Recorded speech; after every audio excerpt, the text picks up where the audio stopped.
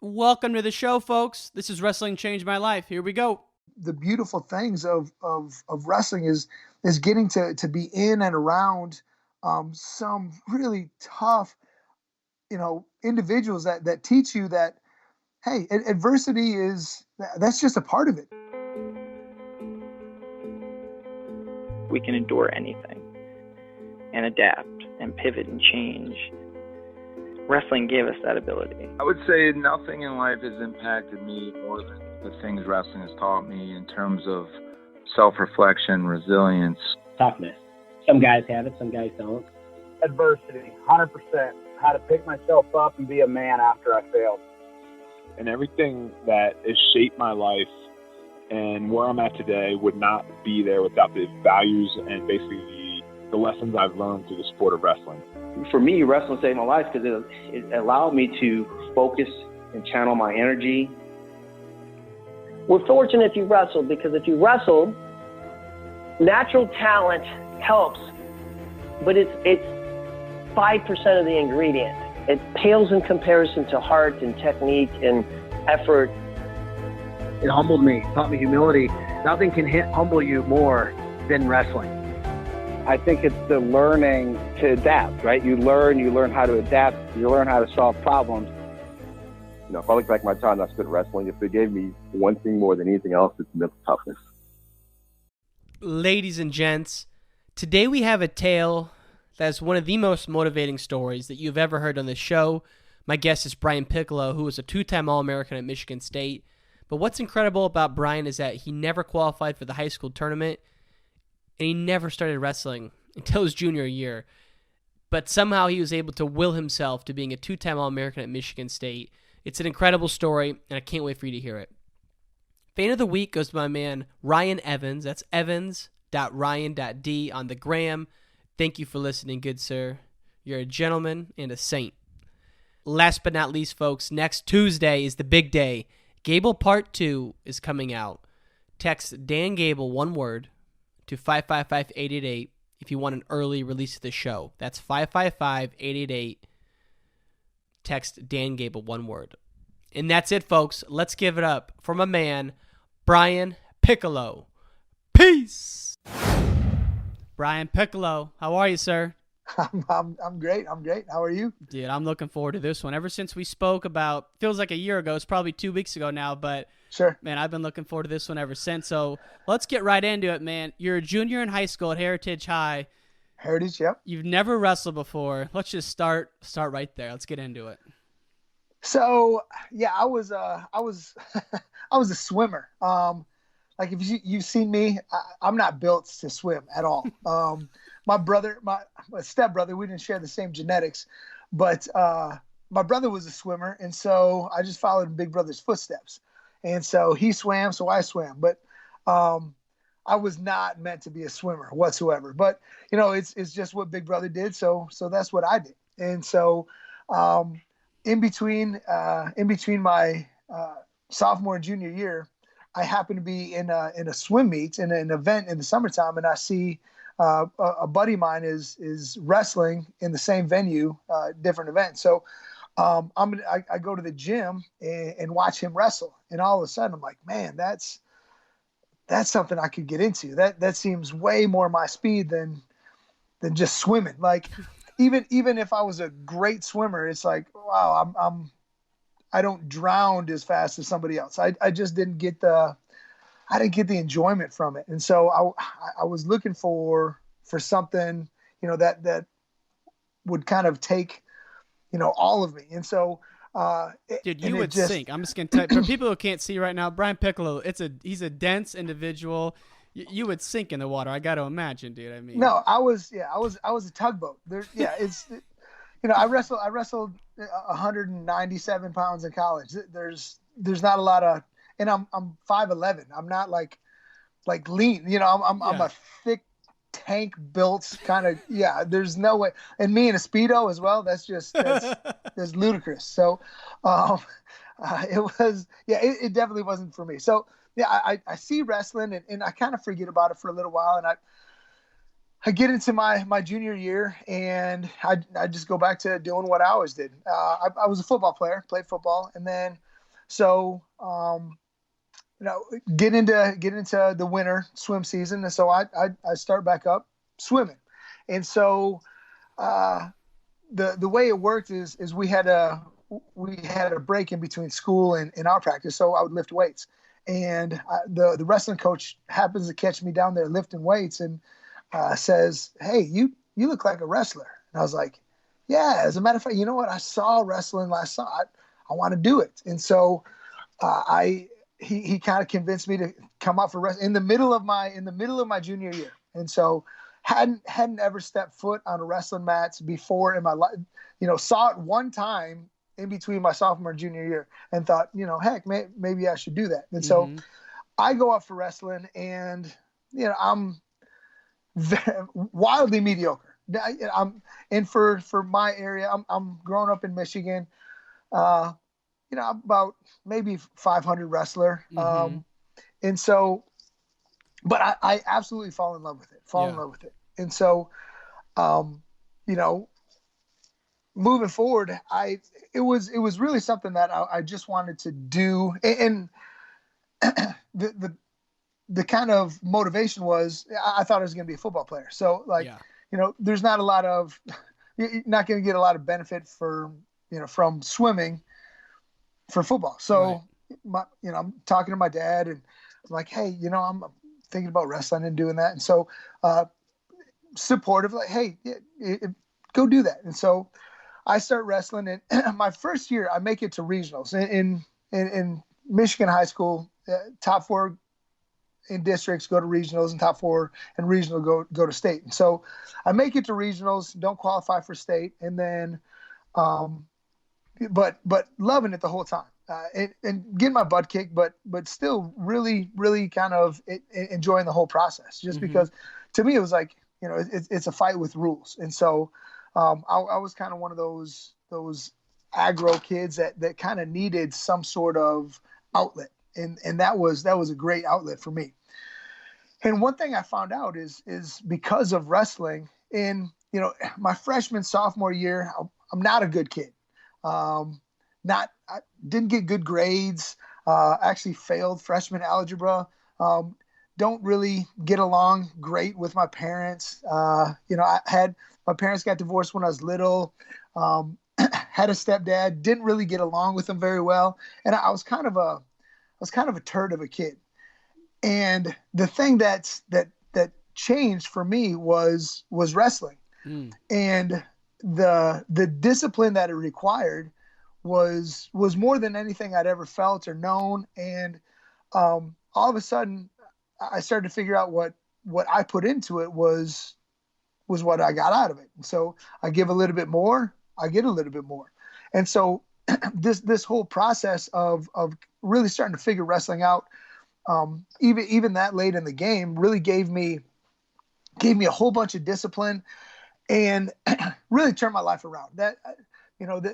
I hear guys on your podcast talk about wrestling saved me. Wrestling absolutely saved me. There's not a question in my mind. I'm running with the wrong kids, drinking, smoking, doing all the wrong stuff. And then I find wrestling, and it's like, well, hey, if I want to be good at this, all that other stuff has to go away. And I found, like, okay, if I can put everything, if I can put all my chips in, maybe I can do something here. Maybe, and not even this is my junior year, and so I'm still not good enough to really consider myself a top tier wrestler or anything. But just even at that low level, it was really awesome. Looking back to go, you know what, those lessons and the things that I learned even really early on, started to turn the wheels in my head and make it so that I turned my life around. Started getting better grades. In high school, you're a serious football player, and you find wrestling midway through your junior year. Did you ever qualify for state in wrestling throughout your high school career? So I never qualified for a high school state meet. My next year, I have a pretty good season considering, and I wrestled all summer long. did freestyle, found a freestyle team. I had to drive to Flint. I'm in Saginaw, Michigan, and I have to drive about an hour to Flint to find a team to practice with. And so practice freestyle, wrestle in some tournaments in the summertime, and really starting to dive into this wrestling thing and really kind of seeing it is this is going to be my thing. Go into my senior year, and I first round of districts is a pigtail, and if you lose the pigtail, you're done. And I happened to lose the pigtail. So first round, I didn't even make it to regionals my senior year after putting all that weight in, or after putting all that time and effort in.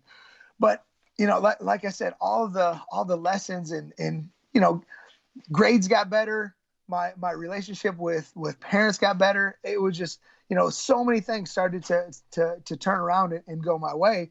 And I absolutely loved it. And so, I thought I was going to play football in college. I got recruited by, I wasn't big enough or fast enough for D1, but I got recruited by some Division II, Division III schools. And so, I'm going on some recruiting trips and trying to figure out where I want to go. And one reason or another, these schools don't work out. And so I decide I'm going to go to Michigan State. And so I go to my football coach and I was like, "Hey coach, I'm thinking about walking on to the Michigan State football team." And he's like, "No, you should absolutely not do that." Just flat out no. Yeah, no. He's like, you'll be at best you'll be a tackling dummy. You're not big enough. You're not fast enough.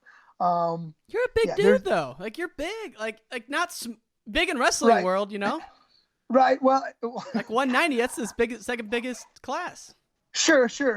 But maybe not strong enough. Maybe but not fast enough for that size, especially for D1. And I played inside linebacker. If I'm going to be an inside linebacker at the Division I level, probably not quite as fast as I would need to be. Yeah. And so he was just like, "No, it's not worth your time. They got guys on scholarship that don't even get to suit up. Don't do it." And so, my hopes and dreams are kind of crushed there, but I'm still going to Michigan State as a student. And, I thought about asking my wrestling coach about it, but I didn't really have a great, I wouldn't say anybody I put a whole lot of trust in as far as a high school wrestling coach. So, I just went to Michigan State, and in my head, I was just going to be a student. Mm-hmm. And so I get to my freshman orientation, and there's a kid, Blair Kerr. He's in my orientation group, and he's a couple times state champ from Sparta. I remember he was from Sparta, Michigan, and he's talking about he's wrestling for Michigan State, and I was like, "Oh, hey, I'm thinking about walking on." He's like, "Oh, really? Have you talked to Coach Minkle?" And I was like, "Who?" He said, "Coach Minkle, the head coach." I was like, "Oh yeah, no, I haven't talked to him yet." And it was him that really spurred me to go talk to coach, because he's like, "Yeah, whatever," and just kind of dismissed me. And I was like, "You know what? Screw you, man! I'm going to talk to him right now." And so I graduated high school in 1992, and so I go up to I find like I'm done with orientation. Like I'm not looking at classes or I'm going right now to talk to Coach Minkle. And so I get on the map and I find where the wrestling office is, and I go up there. I knock on the door and nobody's answering, and the secretary's office is right next door. And so the secretary's like, "Can I help you?" And I was like, "I'm looking for Coach Minkle." She was like, "Oh, Coach Minkle? Yeah, he's not here. He's in Barcelona." And me being a dumb kid, I don't know anything about anything. And I was like, "Oh, what's he doing in Barcelona?" She said, "Oh, he's the head Olympic coach for the Greco-Roman Olympic team." And I was like, "Oh, you're done. You're done." Yeah. I was like, "Oh, I couldn't even wrestle in high school, let alone for the head Olympic coach. Like, I can't ask him to like, he's going to laugh me out of his office. There's no way he's going to let me wrestle." And so the good thing is I had about 2 weeks in between orientation and when school started back up. And so I go home and, I'm I'm all kind of depressed about, in my head, I was like, oh, I'm going to go walk onto the wrestling team. And so I go home with this idea of my hopes and dreams were just dashed at that point. And I'm talking to my dad, and he tells me, he's like, you know what, go ask. What's the worst can happen? You're already not wrestling for Michigan State, right? So if you go ask and he says no, you're no worse than you are right now. Right. And so I'm like, all right. I mean, that makes total sense. So a couple weeks later, classes start. I get back up to campus, move into my dorms, all this stuff. And so I go to the coach's office, and I knock on the door, and Minkle's there, and he's like, "Come on in." So he kind of ushers me in, and I just flat out say, "Hey, coach, my name's Brian Piccolo. I want to wrestle for Michigan State."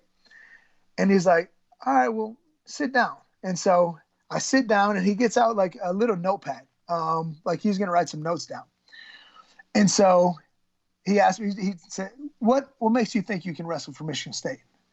And I was like, well, coach, I just really love wrestling. And he kind of laughs a little bit like, yeah, of course, that's great. That's a start. Good.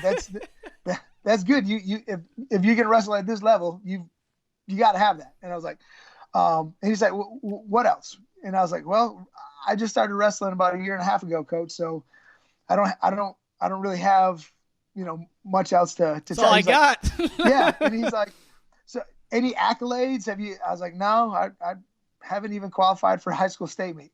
And I remember he like put the notepad down, like he's not taking notes anymore. And I was like, oh crap. Like, here it comes. I thought he was just going to be like, yeah, we don't have time for you. Well, this is before Title IX. And he says, well, we've got an open door policy to walk-ons. And if you can survive preseason, you can stay on the team. And so I'm elated. I'm just like, oh, thank you, coach. Thank you. Oh, thank you so much. And so I'm just pumped, and I'm walking out of his office. And the only thing I'm thinking about is like, all you got to do is survive. Just don't die.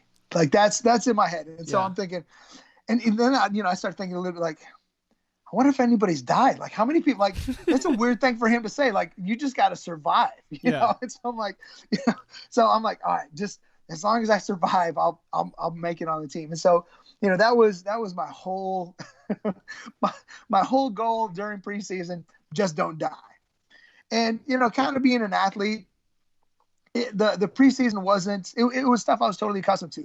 We're lifting as a team. We're running. We're running stadiums. We ran every step in Spartan Stadium, which, that's stuff that I could handle. It was when we'd get into the wrestling room, that was stuff that I couldn't handle. I was horrible. And I had absolutely no business being in a Division I room. I had no business being in any college room. I was not qualified to be there. And so, I tell the story. I would spend 2 minutes on my feet and the next 2 hours fighting off my back. Yeah. I'm just kidding. I'm everybody's easy day. Like if somebody needs a round off, hey Piccolo, you got a match? And I'm like, yeah, I'll go. I'm getting decimated every single day. And I'm so bad, and my technique is so awful. I'm shooting with my head down and my arms up, and I'm getting sprawled on my shoulder. I end up tearing like the labrum and the what is it? The rotator cuff. Yep. Tearing my shoulder to shreds. And so I would shoot on somebody, try to shoot a very poor double leg, and they'd sprawl, and my shoulder would come out of socket. And I would scream, and I'd go down, and most of the time my shoulder would just pop back in. It would sublux, and then it would go back in.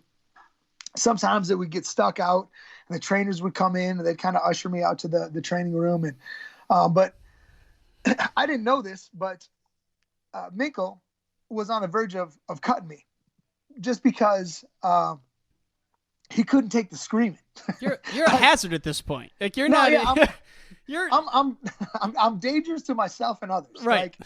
Like, and I didn't know. I never knew where I was going. But I would always go there very hard. Mm-hmm. And so like I'm headbutting people, kneeing people in the groin, poking people. Like I'm a little bit out of control. And really it's just survival mode. You know, I'm just trying to survive at this point, and I'm using just brute force and ignorance, just trying to survive. And it's obviously, you know, there's a lot of technical people, and I'm making some enemies. Like, people are mad that, you know, I'm just so, and it's again, I don't belong there. And so, but I love it. I love the fact that I'm in the room. I don't even mind the fact that my shoulder's coming out of socket, because it would go out of socket. I'd be out for a day, and then I'd be right back in the room. And I'd last a couple of days, and then I'd shoot another bad shot. My shoulder pops out of socket, and I'm screaming, and trainers come in. And so I repeat this cycle so many times. And right before Christmas break, my freshman year, Minko's going to cut me. And I don't know this until, you know, he tells me the story much later. Yeah. Which, you know, it was good that I didn't know it at the time, obviously. But I come up to Minko right before Christmas break, and I tell him, "Hey, coach, you know, sorry, I'm gonna have to miss practice. I gotta have shoulder surgery." He's like, "Hey, you know what? Take your time. Good luck." And so, he's like, "Surely this kid take knows your time, enough." bud. Yeah, it's like, no hurry. Take your time.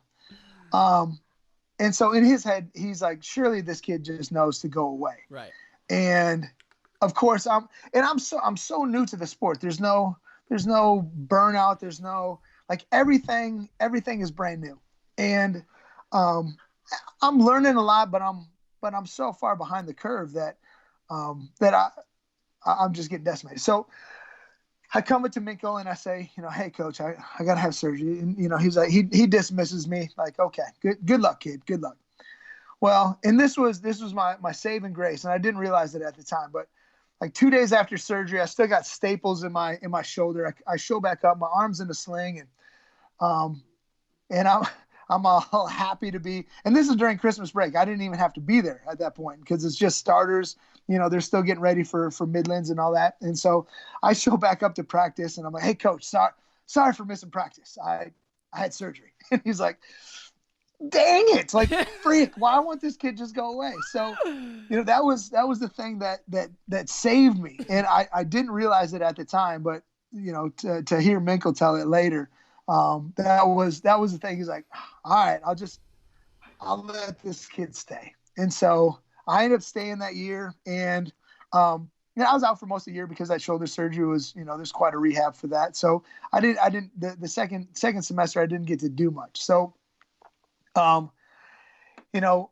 at the end of school, I go home, and, you know, I'm not on scholarship or anything like that. So, as soon as I get home, I'm home for maybe 3-4 days, and I get a call from Dave Dean. And he calls me up and says, "Hey, are you serious about wrestling for Michigan State?" And I said, "Absolutely." He said, "Well, you need to move back to school." I was like, "Well, coach, I'm not on scholarship. I don't have anywhere to live. I don't have a job. I don't know how I do that." And so he's like, "Well," he goes, "Tell you what, if we can help you find a place to live and help you find a job, you move back." And I was like, "Yeah, well, let me talk to my parents, but yeah, that I definitely want to." And so, you know, I have this hard conversation with my parents. They thought I'm going to be coming home every summer. You know, I'd go to college, come back home every summer. Mm-hmm. And, you know, all of a sudden, you know, that's it. I'm going back to school, and I'm not coming back. Like, this is going to be a thing every summer. And what Dave said is, you know, you're way behind. If you want to get caught up, we're wrestling every day in the summer. You've got a lot of work to make up. You need to put in the time. And what do you think he called you? Because did you have a relationship with him before that? So, no. That was really the beginning of the relationship. And, you know, asking, and I had this conversation with Dave much later, especially because he built me from scratch. So, the thing is he saw something, and he wanted to see what he could do with it. In his head, I should have quit. And, you know, we would wrestle, and Dave would wrestle me. Heck, everybody wrestled me again, because I'm an easy match. Mm-hmm. I'm in the room. So Dave would wrestle me, and I would be on my back, and I'd be getting choked out, or I'd have like a sweaty t-shirt. They'd be waterboarding me with like a sweaty t-shirt, and where any reasonable human being would have quit, I'm still fighting, still trying to get off my back, still fighting. And so to talk to Dave later on, he was like, you should have quit, Pick. You should have quit, but you didn't. And because you didn't, I want to see where we could go with that. And so really I became like an experiment for Dave. And so, that was kind of the tip of the iceberg with me and Dave was him calling me and calling me back to school. And so, they helped find me a place to live, which was in the, I don't know if we talked about this before, was in the boiler room of this old Victorian house. It wasn't a bedroom. It's literally where the heating element of the house was. And so my bedroom, quote unquote bedroom, is in this boiler room. And it's this old, turn of the century house. It's giant, where there's like 10 other people living there. And there's just a ton of pipes, and the pipes leaked. And so we would have to, I put up like beer banners, like those big plastic, like display beer banners to catch the water. Because if you didn't, like, everything in there would get wet. So I've got these plastic beer banners as like a makeshift roof to the leaky pipes and so I would have to empty those banners like every day. That's disgusting. No, it was so disgusting. It was beyond disgusting. Like, it was inhumane. Like, it was. Nobody should live there. It was kind of fits your style, though, man. Your style's gritty. Like, that's a gritty way to live, man. That's like Rocky 1. It was absolutely gritty. And so, yeah, I'm emptying those plastic banners out every day. Oh. There's one weekend I went home for the weekend, and nobody was there to empty the banners, and the banners collapsed under their own weight of the water and just like flooded. Oh. And so everything was just disgusting. And I don't know. I'm hoping it was like just regular water pipes and not like sewage, but it was gross. It was absolutely disgusting. And so, but you're right. It was one of those things like, yeah, I'm here, I'm doing this, I'm putting in this time in some kind of horrible conditions. And the job they got me, this was pretty awesome too, is I was making gears for Caterpillar tractors. There was this factory in Lansing, and they made these big gears, like big giants. Probably like almost 2.5 feet circumference gears, heavy steel gears for Caterpillar tractors. Well, my job and the company was called Woolert. I don't even know if it's there anymore. But my job is heat induction. And so I've got like this metal apron on. I got metal sleeves, these big giant metal gloves. And I'm getting these big giant rings that have just been welded. And I've got these big tongs, and I put the big steel ring into this machine. I push a button, and it heats it up to 1,650 degrees by magnetism. Somehow, I don't know how it works. Probably getting cancer because of it, but it heats this ring up to 1,650 degrees. I go in with these giant tongs, and then I put it on this like stretcher thing, and then I stretch it, and then I put it on a press, and then I stack it on a pallet. And I'm doing this all day long. And it was like literally the most blue collar work you could ever think of. Like it reminds me, you think about like Rudy and Brian Rudy, working in the steel, like in this. It was very reminiscent of that.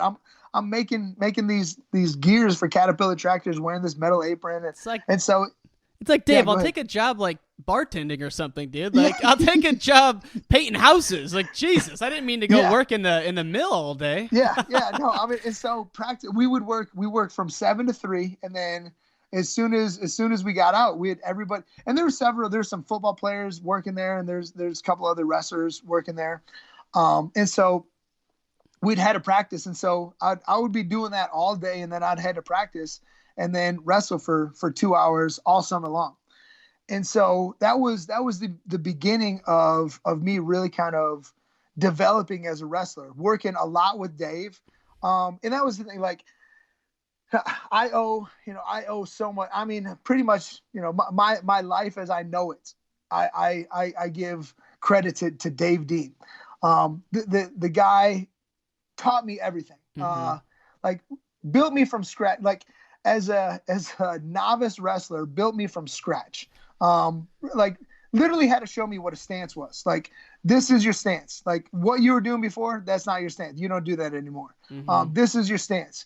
This is a drop step. This is a high crotch. This is a stand up. Like literally built me 100% from scratch. And I mean, the other side of that coin was I was so young, so naive to the sport that I didn't have a whole lot of bad habits. So like what he said was law. And so what he told me, that's what I did. And it came down to the little things. And I really fully invested and put complete trust and faith in my coaches. And so that was one of the things that really made a huge difference. Well, obviously for me, but just trusting everything that they said and doing exactly everything that they said. And so, I obviously it's kind of the perfect dream though. It's like you had total buy-in, you were willing to fight, and like you had the attitude that you'd do whatever it took. So like, I think a lot of coaches would say, I'll take that guy all day,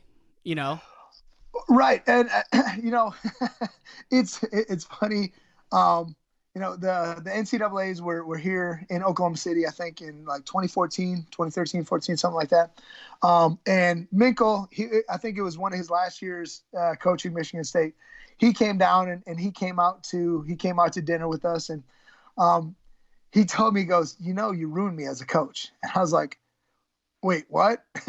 What do you mean? He goes, I was always looking for the next Brian Piccolo. He's like, I always thought I was going to find another diamond in the rough, and I was like, man, wow.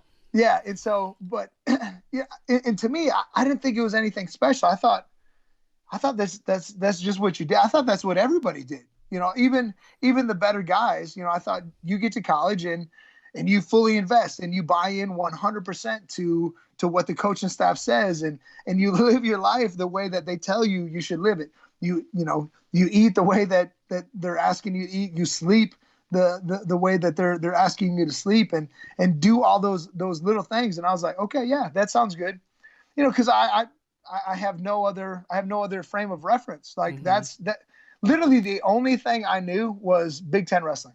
Like that's the only thing I knew. And so, there was 100% buy-in because I had no other choice. I had no other frame of reference. So it made perfect sense to me. But going through coaching myself and figuring out, well, that's not quite the way. And it really kind of turned out to be the perfect storm with, just me being allowed to walk on, and then having a coach like Dave, who was like, you know what, there's something there.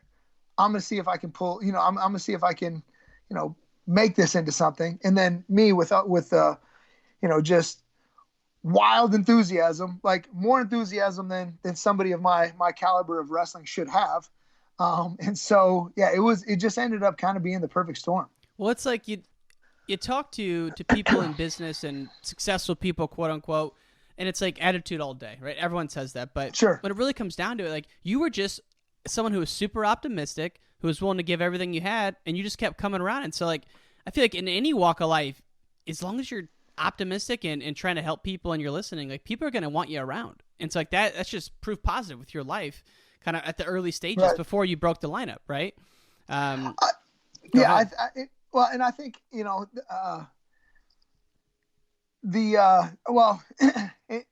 one of the things that I saw every single day and I bought into was we had a sign in our locker room, and it was above the door as you walk out. It said, "Those who stay will be champions."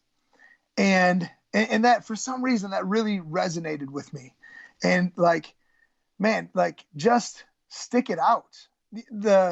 And what I saw was there wasn't a lot of people that were willing to stick it out. Mm-hmm. We came in with my freshman class. We had like 11 kids come in with my freshman class, and only 2 of us graduated. Like, everybody, and all these guys had were way more accomplished, 2-time state champ, 3-time state champ, and none of them stuck it out. And so did that one kid make it from your freshman? No, he didn't make it. No, he didn't make it. He didn't make it. How long did he make it for? I think 2 years. Okay, 2 years. And I was still probably terrible when he decided to go do something else. So, in his head, I was probably still, still pretty awful at wrestling at that point. But, and so my attitude was those who stay will be champions. And I was a big guy, and I think, the coaching staff that I had, they were just so good at the mental preparation. I was a big quote guy. Got into, some motivational stuff. And, one of the things that always stuck out to me, and it stems from Dave Dean again, but, I'm watching the podcast with Jay Robinson, and hear Jay Robinson talk, and, and then I hear him talk about Dave, and then kind of, so it's trickled down from Jay to Dave to me, just about his philosophy of just hard work and discipline, and kind of the philosophy that he had was given to me by Dave, and obviously that was given to him by Jay Robinson. It was, and so, I never in wrestling, I didn't have enough time to be really good at all areas. And so they focus on the things that I could get fairly efficient with. I could get good pretty quickly. And that was, you got to be able to get off bottom. You got to be able to take everybody down, and have really good defense. So if you can defend, you can take people down, you can get off bottom, you can win every single match. And so, and that was the philosophy that I was given. And, and the other thing was, if you work harder than everybody else, you'll be successful. And so, in my head, you know what? I don't have the time I don't have the technique, but because I'm so fresh, I'm so new to the sport, I'm so enthusiastic with the sport, I can outwork everybody, because everybody's been grinding for, since they're like 6 years old. I just started a couple years ago. Yeah. I've got, I'm so fresh into the sport that I was able to, I think, give more of myself in a short amount of time. And just, as far as the motivational things go, it was, when my opponent rests, I will work. When he works, I will work harder. And so that was another thing that kind of always stuck in my head, was that I'm never going to be outworked. I'm never going to be outworked. And that was something that was given to me by Dave. And, hearing Jay Robinson talk about, you can be in the top 10% by just outworking everybody. I love that quote. Quote. Yeah. Oh yeah. It was, and that makes total sense to maybe me. Even higher. Like maybe even higher than 10%, like shit, I couldn't agree. I forgot he said that. I love that quote he said. Yeah. Yeah. And so, in my head, I'm just, I'm going to outwork everybody. That's, I'm going to be in better shape, and I'm just going to, I'm going to make them. And this is one of the things, because I was a fighter. I was a brawler. Clearly I'm not going to be a technical guy. So I just try to make it a fight, and I was just going to be tougher than you in a fight. And so that was 100% my game plan. Whenever I stepped on the mat, shook hands, I'm coming with a huge club, and I might freaking headbutt you in the face. And it's going to be a violent affair from whistle to whistle, and you're going to hate every second of it. Like that was my entire game plan. I just wanted everybody to hate wrestling me, because it was nonstop. And what the funny thing is I fooled so many people into thinking that I was tough or a good wrestler. Like, I'm just out there. I'm out there faking it till I make it. Like I'm out there just banging it and kind of playing the role. And, and you fake it long enough, it becomes real. Right. And that was kind of my mentality too, is like, these people aren't catching on. Like they don't realize that I suck. I don't know shit. Like, yeah, I know nothing. But you know, and this was, and I told my guys this a long time ago too. You know, coaching and doing all that stuff. I said, like, hand fighting is the gun, right? And the shots are the bullets. If you walk into a bank with an empty gun, you can rob that thing. You know what I mean? Like, but if you walk into a bank with a handful of bullets and no gun, they're gonna laugh you. You know, they're gonna laugh you out of the bank. Like, no, you're not getting crap from us. You gotta. So, you know, for me, I had an empty gun. Is what I was working with. You know, and every once in a while I'd find a bullet. You know, just by sheer luck, I'd be able to pull it in. You know, put it in and.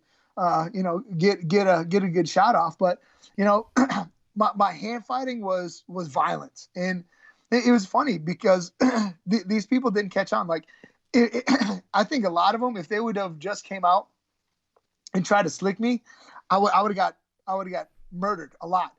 But I would come in and bang. And I was a big guy too. So 190 pounders, like, it's giving me a slugfest, you know, most of those matches. And so, that fit, like, my weight class fit really well to my style, and you know, everything kind of worked together to make that happen. But yeah, I was my wrestling style in college was just violence, brutal. You know? So yeah, you have that summer with Coach Dean, and that's where, and I would love to go back in time and just watch those practices, because I've always wondered, if you had to start from scratch, what technique would you start with first? But you know, you mentioned stance, you mentioned the strategy for you of not worrying about top, just doing escapes and takedowns. So you have that summer. Seems like you made some massive gains that summer. When do you start? When do you win, like, your first open match? When do you start getting some takedowns in the room? Is it that year, or is it still another year? You know, I don't think my freshman year, I think I went the entire year without getting a takedown. I'm pretty sure I never got a takedown my freshman year. After that summer, I come back, and now I'm in some matches. Like, I still don't think I won any matches. Like, even in the room, like, I don't think I won hardly anything. And you got to remember, back to Michigan State was kind of rough for a long time, but back then, they were good. You know, we were a tough team. We had, you know, like 5 or 6 returning All-Americans, probably 3-4 years in a row. And so it was a tough room. And so, yeah, I went through probably 2 years with, you know, a handful of takedowns. Right. And so, you know, I just remember calling back home and being like, yeah, I don't belong here. This is, I think I way overstepped my bounds here. I'm getting murdered. And I remember being so frustrated at the end of practice, like, just like being so angry that I'm in tears, you know, just in the locker room, just like putting my face in the locker and just crying because I suck and I want to be better, but I'm not good. Yeah. And so just being so frustrated that I'm brought to tears. And I remember calling back home and talking to my dad, and, you know, him talking me off the ledge and being like, hey, you know what? Just the fact that you're on that team is something. You know, I remember in particular one time, you know, I call up and I'm all downtrodden and I'm feeling like, you know, I should quit. Like, I'm wasting everybody's time. And this is even, you know, probably it's a couple years in. Yeah, this is at least redshirt sophomore year. This is probably even after, you know, the year after that. So, just feeling like, you know, I don't know if I'm ever going to make it. I don't know if I can really do this. And so my dad punches in. Well, he said, how many wrestlers are on that team? 30, 32, 33. I don't know. And so he's like, how many students are at Michigan State? We got like 42,000 undergrad. And so he punches it in. He's got a calculator. He punches it in. It's like 0.0002%. And so he tells you, like, do you know, out of everybody at that school, you're in the 0.0002 percentile? Like, he goes, just being there is something. Like, you're wrestling on that team. And so I would call back home and you know, have those moments of doubt, you know, which you hear everybody talk about of, you know, I don't think there's a wrestler Well, I'm sure there are, but so many wrestlers go through these moments where it's like, I can't do it. I'm not going to make it. Just that self-doubt is so damning to so many of us. And it's like, once you get past that hurdle, it's like, okay, clear skies. But it's like right at the moment before you find success is the darkest darkest time, right? And you feel like you're never going to get out of it. It's yeah. So going into your junior year, and I always get confused, like you're essentially your fourth year there, right? And when I say I got confused, people say like their freshman year, their redshirt year, like is the freshman year your first year or is the redshirt year your first year? Totally off topic. I'm just curious though. Well, it depends if you redshirt that first year. So for me, my redshirt year was my first year. Right. Okay. And then my next year is my redshirt freshman. Got it. Perfect. Right? Okay. So, now your redshirt junior year going into that year. Do you have an inkling you're going to start yet or not yet? Well, Emilio Collins, a couple-time All-American for us, he graduated, and so it opens up the spot at 190 pounds, and I'm thinking, okay, that's an opportunity. There was another wrestler that they had recruited. He was a couple-time state champ that they had recruited for that spot, but really it's between me and him, and so we wrestle off, and I end up beating him. It's a close wrestle off. I think maybe beat him by a point or two. So not, I'm not dominating him at this point.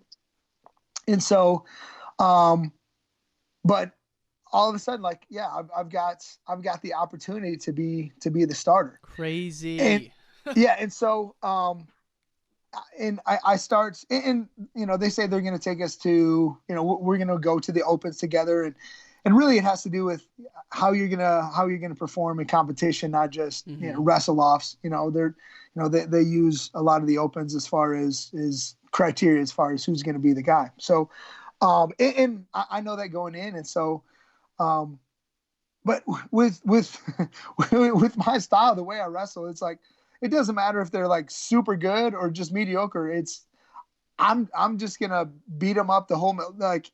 If you're a national champ or you're a scrub, nothing ever changed with my with my wrestling. Like I didn't know any other way, so I couldn't alter it whatsoever. And so, really, my redshirt junior year is where I step into the lineup and nobody expects this, and all of a sudden I start rattling off some wins, and I think I win like 16 in a row before my first loss, and so. Yeah, and so all of a sudden, like, holy crap! Like, I think Piccolo is going to be our guy, and so, so I'm now all of a sudden I'm in the lineup, and I'm the guy. I'm the starter for Michigan State, and that year was really, for me, pretty magical. Just I think it went 39-6, or no, 34-6. 34. I went 39-6 the next year. Went 34-6. Won the Big Ten. Won the Big Ten tournament. Ended up having. Let's pause here because this is freaking nuts. We're talking about the Big Ten's the best wrestling conference in the world. Amazing, you even made the lineup. Amazing, not amazing to you, but amazing that anyone can come to college and know nothing. It just proves everything that. It proves that if you spend 5 years in total focus on one thing, you can get world class at pretty much anything. I really believe that after hearing your story. Well, and I was really obsessed, and I think, if there's any kind of secret to my success, it was immersion and obsession. Yeah. Because I remember, I would be coming home. Go off campus for a party or whatever, and I would be walking home from the dorms, or walking home to the dorms, and the wrestling room was on the way home, and there was this one particular door that if you yanked it on it hard enough, you could pull it open. So I remember breaking in. This is like 12 o'clock at night on a Friday night. Sometimes later. Breaking into the wrestling room and drilling takedowns for an hour before I'd go home, go to bed. So just that type of obsession. And you know what? Let me go back, because talking about calling home and talking to my dad. That was another thing. So, I told him, I'm just so far behind. They got so many matches on me. I'm not as good. There was another time I'm talking to him. He's like, "How long is a college match?" I said, 7 minutes. He goes, "All right, you be the last one to leave that room by 7 minutes. You make up 7 minutes every single day, and you'll get there." And so, and that was genius to me. That was genius to me. So, that became that 100%. That's what I was going to do. And so, and again, like this is a tough room with, Dan Wernsberger, who's now a coach at Bucknell. He's national finalist. Emilio Collins is two-time All-American. Eric Harvey's All-American. Joel Morsetti, Phil Judge. We had all these like, you got third in the country. Dudes. Yeah. Right. Yeah. So this is when we get third in the country. So, my dad's like, you know what? Be the last one out of the room by 7 minutes. Love it. And so that was another game changer for me. And so, and it just goes back to I don't care who you're not going to outwork me. I don't care if you're a returning All-American. I don't care if you're, a national finalist. I'm not going to be outworked. And so, I made that my mission, my mantra from then on. And so I was all in. When practice is over, those guys never leave. They're in there working on some stuff, or working with coaches on particular little tweaks or finishes and stuff. And so while they're in there working, I'm working. And then when the last person leaves, I would put 7 minutes on the clock, and I'd go over to to the takedown atom, and I would drill takedowns for 7 minutes. And so once that 7 minutes was up, and I was the last one in there, then I would leave. And so I did that and I think that was my redshirt sophomore year. And I did that all the way until my last practice, my senior year. So your pops was a big part of it for you in terms of being there as a sounding board for you to go, for you to call home to and to kind of encourage you. Absolutely. And he knew nothing about wrestling. He had to ask you how long a match was. It's like. Right. Yeah, exactly. Yeah. How long's the match? He knew nothing. And so, it was just having that support system that was like, you know what, you can do it. And against all odds, but yeah, with blind optimism and work ethic. And, I really attribute a lot of my success to his work ethic. Yeah. He's a guy that worked for General Motors in Michigan. And I just remember him working like 7 days a week for just months and months and months, and working a crap ton of overtime and not really getting to enjoy life, as much as he should have, just because, he was always working. And so, I think he really gave me that work ethic of, no excuses. Do I want to go to work? No, but it's time to work. It's like, dude, even if you do a long day of workouts, you're maybe working out 4 hours a day max, and that would be an extreme day, in my opinion. He's 12 hours welding shit in extreme heat, worst conditions you could have. Like, he's as blue collar as it gets, Right. Okay, so Big Ten's your junior year. I just cannot believe this to this day. And I found a video of, I don't know how this company, Martial Arts Recovery, they found the video of you taking down Full Heart. I don't know where they got that footage. Do you have it, or did they find it? I had it. Because it's like an old sports channel. I forgot about the sports channel. It was like Past Sports in Michigan. God, it's old school. What it was on. So you make the finals. You're wrestling Lee Fullhart, national champ for Iowa. And let's not forget, folks, Lee Fullhart beat Cael Sanderson in 2004 at the U.S. Open and took Sanderson to 3 matches at the Olympic trials. All right, so this is the same Lee Fullhart. You take him to overtime. He shoots in. He's exhausted. I don't even know what takedown you hit. It was kind of like a quasi ankle pick. It was bizarro, but it worked. And you take him down in overtime. It was nothing I'd ever done or practiced. It was like one of those just organic things. I was like, hey, there's something to his. I should grab that, And so was it a war that match? How brutal was that match? Oh yeah, yeah. And okay, so remember at this time, this is Gable's. This is kind of the end of Gable's reign. Yeah. And so Iowa is still Iowa's still Gable's Iowa. Oh, and yeah. so every single one of those dudes they're all hammers, and there's not another, another program is known for just their brutality of hand fight and their pace. Mm-hmm. And so, and that was, it was so, the Big Ten was so dictated by Gable. Everybody in some way was touched by him, or like if Even you didn't Dave coach Dean. under him, Because J-Rob coached for absolutely. Gable for all those years, and then he Right. taught Dave Dean that. So it's like there's so many layers to it. But I mean, that team he had Joe Williams, he had Ironside, he had Lee Fullhart. I mean, all Mike Mena, who else? Lincoln McElravy. McElravy changed my life too. What's that but story? Yeah, just watching. Oh yeah, him. just watching him.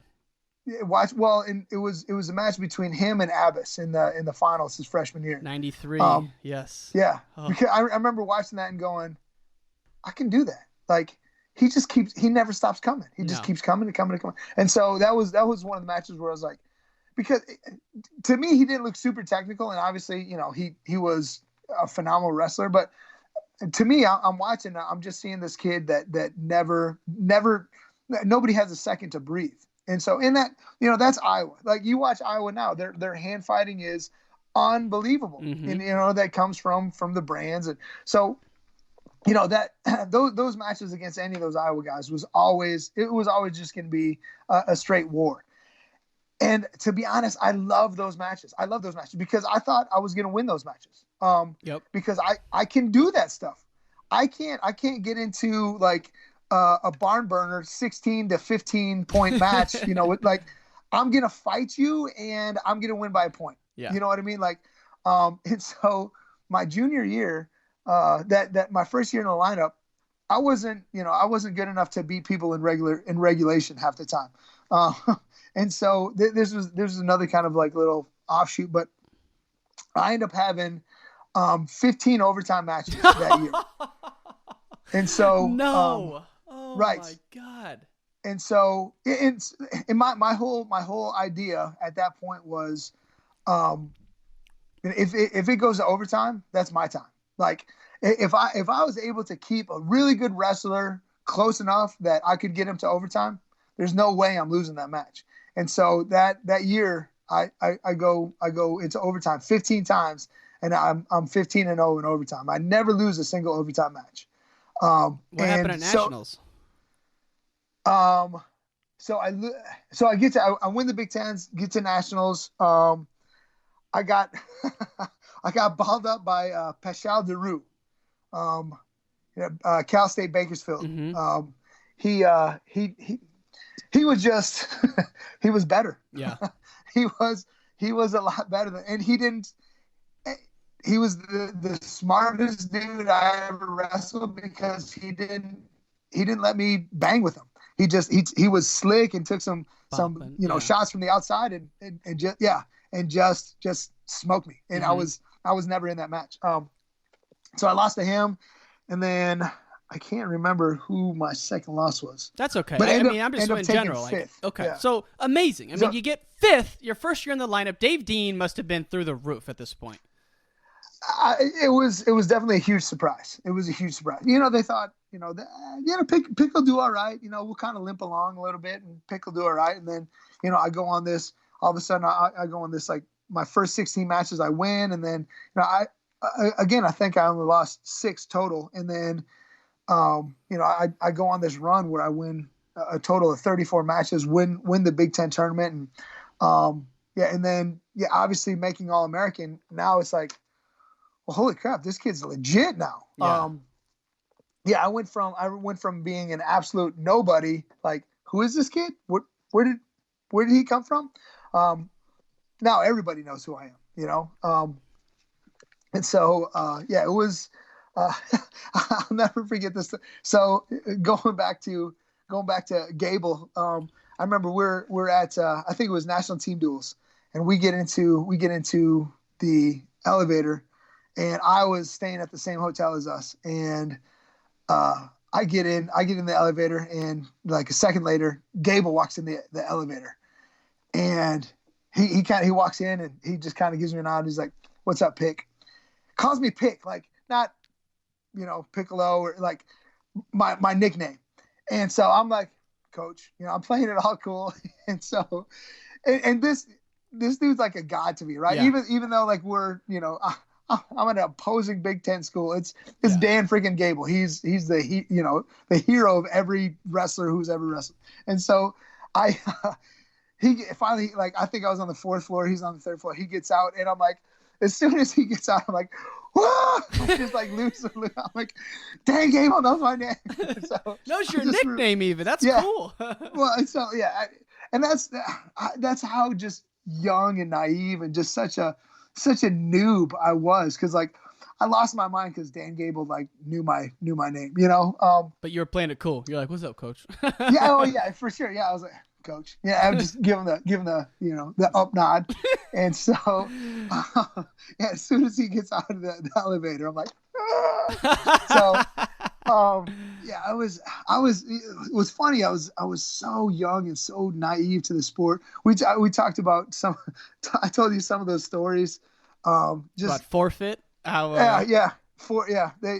told me I had forfeit, was a French Canadian national champ. It was forfeit, and so I'm like, for real? What? So he's good? And like, oh yeah, he's French Canadian national champ, forfeit. And I'm like, oh man, like I'm gonna get all stressed out about this forfeit I got coming up. Oh my God! How do you even win the French Canadian nationals? What the hell is that? No, yeah, I don't. It's nothing. I don't know anything, but I'm so gullible, and I just. And these, my teammates knew I was just a rube, Yeah. And I remember one of my first tournament, I go to an open tournament, and it says UNAT, unattached, right? I don't even know what unattached is. I was like, UNAT, hey, where's UNAT? like it's a college. Oh my God. And they're like, University of Northern Atlanta Tech. I was like, oh really? Are they good? Like I don't like. I don't even know what unattached means. Like this is how young and dumb I am to the sport. I'm wrestling in college and I don't even know what UNAT is. So, dude, yeah. One story that drives it home for me is the fact that your senior year you come back, and personally it's a tough year for you, right? But you lose your you get to the nationals, you lose your first match, and right. That could have easily been it. You could have gone 0-2 barbecue and you still would have had a great story, but can you just talk us through what happened then at that point and kind of what happened your senior year? So yeah, I lose, and I don't really remember how I ended up in the pigtail, but I ended up having a pigtail with a kid from North Carolina. His name's Scott Stay. Again, you never forget the losses, right? Yeah. And so I lose to this kid, and I had beat him by like 12 at the national team duels. And so I'm just busting my lip. That's how excited we're getting here, folks. We're busting lips. And so I get him first round, and let me go back. And so I get bronchitis right before Big Tens. And so in my head, I ain't got time for bronchitis. And so I'm like, you know what? I don't have time. I got to train. And so instead of being a smarter, more mature kid of taking time off, getting healthy and getting ready, I'm going to train through. And so I did myself kind of a disservice, and I end up, just doing 2-a-days and still training and just almost like in denial that I'm sick. Mm-hmm. And so I go to Big Tens. I end up taking second in Big Tens, which I lost in overtime. And that was the first time I lost in overtime in 2 years. And I was like, the red flag was like, I didn't have the gas tank in overtime like I always do. And so I was a little bit freaked out there. But still, I'm too stubborn, and the only thing I know is just grind and hard work. And so I grind and hard work in between Big Tens and nationals, and I get to nationals and I'm just wore down. I'm just like, all those matches had kind of taken a toll, and I just got kind of just beat down. Obviously with having issues with sickness. So I I lose that first match, and I remember I go up to the stands, and my mom's in the stands, and I just remember shaking my head like, it's not gonna happen. Like I don't have it. Like I don't, my gas tank is gone. And she's like, no, you'll find a way. You'll find a way. And I was like, I just don't know. And so I end up having to wrestle 9 matches. I wrestled 9 matches to come back in place, and ended up going 7-2, lost, forgot what round it is, but dropped me down to 5th. So consolation semis. And so dropped me down to 5th place. And so end up again repeating, taking 5th place. There's just no quitting you, man. When you were telling me the story for the first time over the phone, when you're like, yeah, I got bronchitis, I'm like, oh, maybe you placed at the Big Tens, but you're like, oh, but you had beat Hard Tongue that year. You'd beat John Kading that year. And yeah, I'd beat everybody. I'd beat everybody that year. Dude, I read a stat that like at one point your senior year, you wrestled the number 1, 2, and 3 guys back to back to back. Back to back to back. Yeah. Crazy. But so I remember exactly where I was at when you told me the story. It was so incredible. You're like, yeah, I lost the first round, and then in my head again, I'm like, all right, maybe he injury defaulted out. Still an amazing story. I can't wait to talk to him. You're like, no, my mom talked to me, and then I got back down there and I won 7 matches. I'm like, 7? Right. Like this guy this is a rare breed of human, and I was trying to think of the questions asked to suss it out how you do it, but some people just have that, and there's just no quit in them, and they just refuse to you know what it is? That you refuse to negotiate with yourself. Like you're not going to, like, and I've heard Kobe say this a lot too. Yeah. You're not going to negotiate with your goals, right? You set these goals. This is what you're going to do. You wake up and you're not feeling okay. You're not going to negotiate with yourself, right? Because we all negotiate with ourselves all the time, right? But you just weren't going to do that. Well, you know what? But that was to me, that was a learned behavior because of the guys that I was around. Interesting. I didn't know that. I didn't know that lifestyle. I didn't know the wrestling lifestyle until I got to Michigan State. And so, like even in football, I was a hardworking kid, but I wasn't the kid that's, going to get bronchitis and then just gut out wins that, I think regular people would be like, I'm done. I default. But I think one of the beautiful things of wrestling is getting to be in and around some really tough, individuals that teach you that, hey, adversity that's just a part of it. And if you can't overcome adversity, you're going to have problems your entire life. I'll tell you a story about what kind of got me there. And it was the University of Northern Iowa tournament. And this is when Emilio Collins was still there. So I had to be a redshirt sophomore. I go to the University of Northern Iowa, and we weigh in. This is back, we had day before weigh-ins, right? Mm-hmm. And so we weigh in, and we go to Bob Evans. I don't know if you've ever been to Bob Evans. Yeah. So we go to Bob Evans and have food. I'm drinking, feeling good. I wake up in the middle of the night, and I just start vomiting my guts out. And I was like, oh, man, that was – and, I barf, feel a little bit better. I go to bed. A couple hours later, I wake up again. Just sicker than can be. It was like I did this almost – I probably did this 3 or 4 times throughout the night. And so we happened to have the scale in my room. And that morning I get on the scale and I weighed less than I weighed in at weigh-ins. And This is day before weigh-ins, I just lost everything. And I go to Coach Minkle and I'm like, Coach, I've been up all night barfing. I don't think I can wrestle. And he's like, tell you what, you're going to go to the venue and we'll see how you feel once you get there. I'm like, oh.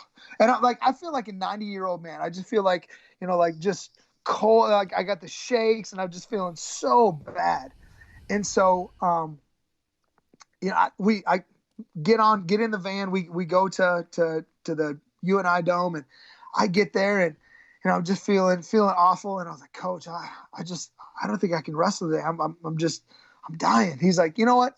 Tell you what, go warm up, and then we'll talk after you warm up. We'll see how you feel after you probably feel better after you warm up. And I'm like, oh, God dang it. Like, dude, just take, just let me out.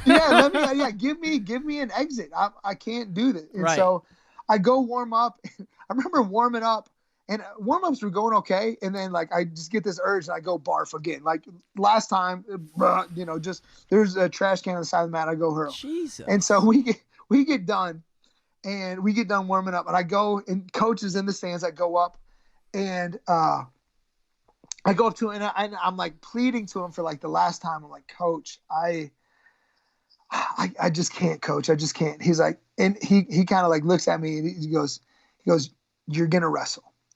He said, at some point in your life, you're going to need to know that you can do this. He said, this is what we call adversity training.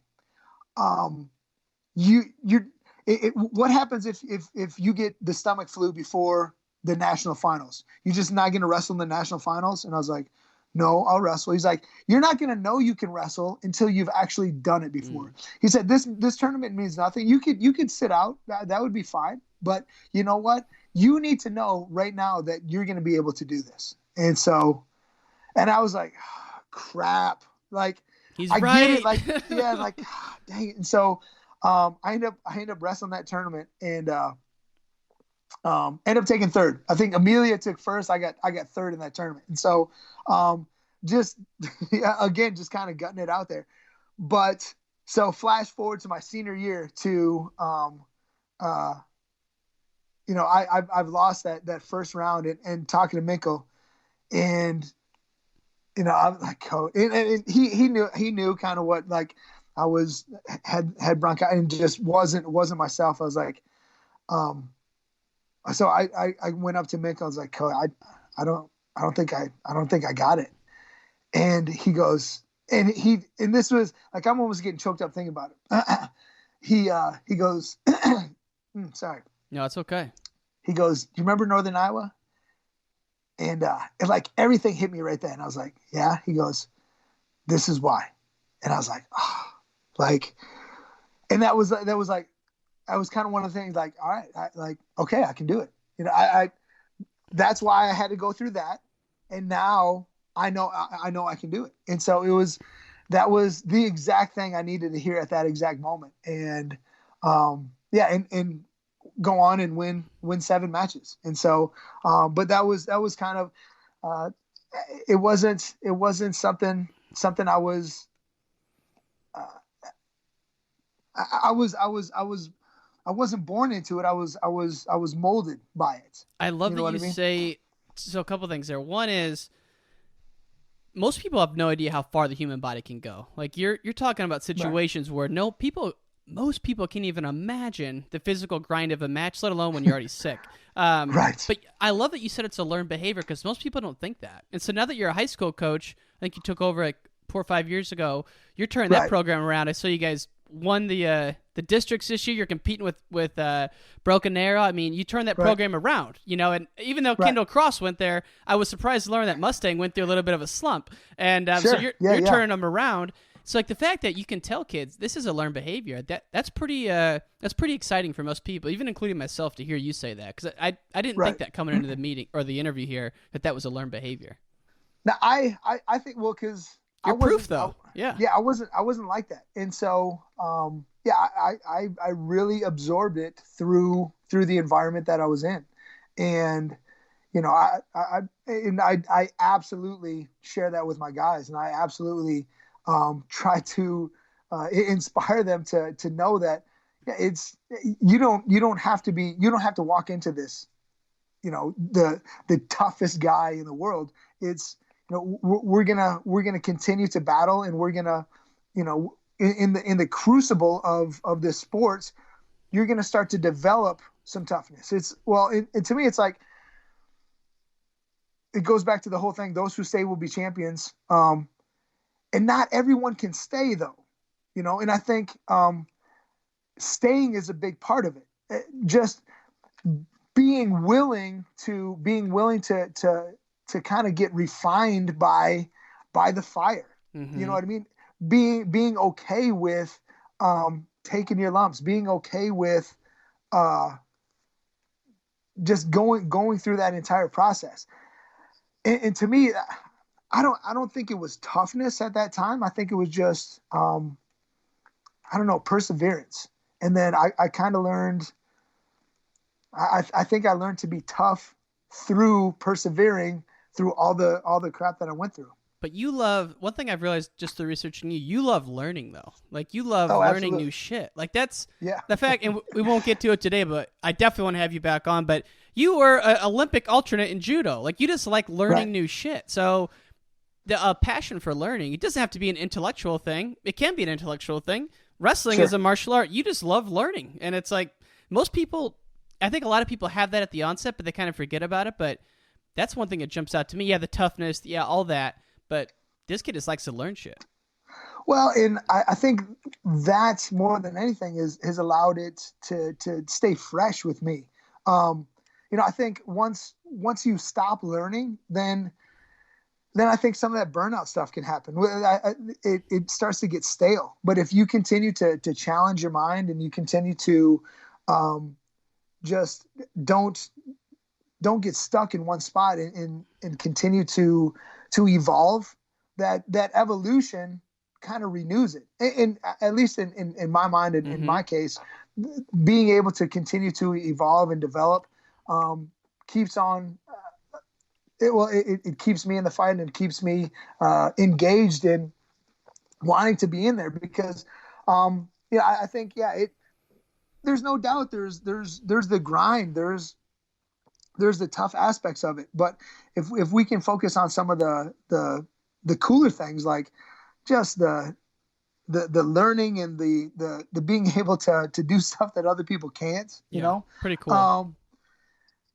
Those things I think, especially for me, were the things that kept me in, because I think there were a lot of times that it would have been much wiser to go, you know what, this is just this is stupid. Why would you do this to yourself? Dude, you know? Imagine how much different your life would be. It's kind of gives me almost a pit in my stomach to think about, like what you'd be doing now if you didn't meet that kid at your orientation or so many things. And normally I sign off by asking people how did wrestling change their life. This whole podcast has been about that. So I want to ask you something different. How would you say Dave Dean changed your life? I mean,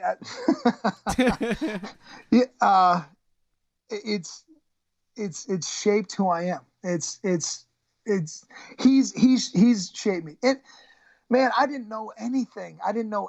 He taught me about so much. You know, he was only a few years younger than me, but he was kind of like a father figure too, because, you know, he taught me about, following through on your word, you know, just like some things like that, like, that had nothing to do with wrestling. And he would make me follow through on my commitments. And, it was, he really developed me into the human being that I am, today. And so, you know, Dave was such a huge part, and, you know, trickled down to my kids. He's a huge part of my kids. You know, like there's so much of me that I got from Dave that I give to my kids. And so, that's he's forever a part of the family because of what he's given to me. And so, and being in a wrestling family, my kids, obviously they're both studs. Well, Cam's wrestling at University of Oklahoma, and Tate has committed to wrestle at OU. So, they've reaped the benefit of my relationship with Dave, and I'm sure because of that they're going to go forward and they're going to give, they're going to pay it forward. And so, it continues, and that's another beautiful thing about wrestling is, our heroes are so accessible, and you see so many people just changing their lives and then wanting to pay it forward. And obviously wrestling was a big thing for Dave, changed Dave's trajectory in life, and he paid it forward, and he paid it, in a big part to me. And then so now that's what I'm trying to do to the kids that I coach and my children.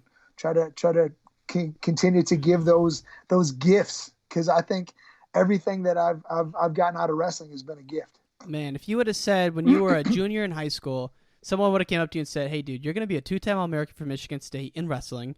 You've never wrestled before. Your kids are going to be national champs, state champions, and you're going to be an Olympic alternate in judo." You would have said that guy is absolutely out of his mind. Like, it would have been so far-fetched, it would have been crazy. Right. Yeah. No. That's. This is crazy. I love that, because like sometimes people think that whatever situation they're in, it's so permanent that there's no way out. Yeah. But it's not. Right. It's really not. You know. Yeah. That's my entire life, I think, has been driven in the experiences I've gotten to have, and the experiences I've gotten to share with my kids. And the things that I've been able to give my high school kids. And I don't know if you know this too. Like I'm the head coach for Mustang, but I've been a police officer for the last 18 years. I didn't know that. No. Yeah, so they hired me as an adjunct coach. So going through working undercover stuff, I was on the SWAT team for 6 years. I was a sniper on the SWAT team for 4 years, going through SWAT school, going through sniper school, going through the police academy. It was like everything is easy. Everything is like going through what a college wrestler goes through. There's not anything that I can't handle. And right. So, and that's been a gift in itself. And, just some of the situations that I've had to endure and go through as far as, work stuff. It's, I feel like I've been completely prepared for everything I'm ever going to encounter. And most of it has to do with wrestling, because if you can survive that, like Gable says, once you've wrestled, everything is easy. Amen, baby. Beautiful way to sign this off. Amen. Brian Piccolo, you're going to be a regular on this show. I love talking to you, man. I'm ready to go run through a wall right now, man. But in all seriousness, very much appreciate your time, sir, and I cannot wait to get this out to the listeners. So thank you again. Awesome, brother. Awesome. And all great things must come to an end. If you want to hear more from the podcast, text WRESTLE to 555-888. That's WRESTLE to 555-888. You can also find us on Instagram, Wrestling Changed My Life, Twitter, Ryan_N_Warner, as well as our website, WrestlingChangedMyLife.com. Take care, y'all. Come. Take care, y'all. Come. Take care, y'all. Come. Take care, y'all. Come. Take care, y'all. Come. Take care, y'all. Come. Take care, y'all. Come. Take care, y'all. Come. Take care.